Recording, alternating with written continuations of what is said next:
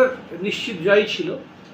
তবে বিজেপির যে এই এত বড় ধরাশায়ী হবে এটা অনেকের ভাবনার বাইরে ছিল। আর শুধু আমাদের পশ্চিমবঙ্গ নয়, সারা দেশেই উপনির্বাচনে দেখতেই পাচ্ছেন যে বিজেপি সম্পর্কে মানুষ কিন্তু ঘুরে দাঁড়িয়েছে। আর এসব চলতে দেওয়া যায় না, আমাদের দেশে এসব আর চলতে দেওয়া যায় না।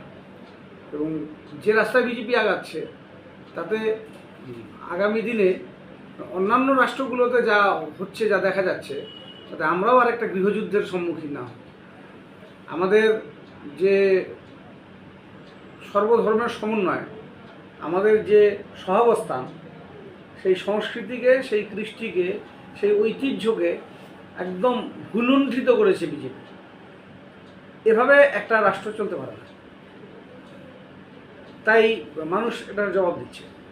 এবং যখন রাষ্ট্রের নিরাপত্তার জন্য, রাষ্ট্রের সার্বভৌমত্বের জন্য দেশের সেনারা লড়াই করছে, প্রাণ দিচ্ছে, দেশের সমস্ত বিরোধী রাজনৈতিক দল এক হয়ে বিদেশের মাটিতে গিয়ে দেশের অবস্থান, জঙ্গি বিরোধী অবস্থানকে পরিষ্কার করছে, তখন দেশের অভ্যন্তরে রাষ্ট্রনায়ক মূল জঙ্গি, যে 4 জন জঙ্গি এত বড় হত্যাকাণ্ড ঘটালো, তাদেরকে নিকেশ করার কোনো খবর না এনে, তাদেরকে ধরার কোনো খবর না এনে উনি যুদ্ধ জয়ের জনসভা করছেন সরকারি অর্থ ব্যয় করে।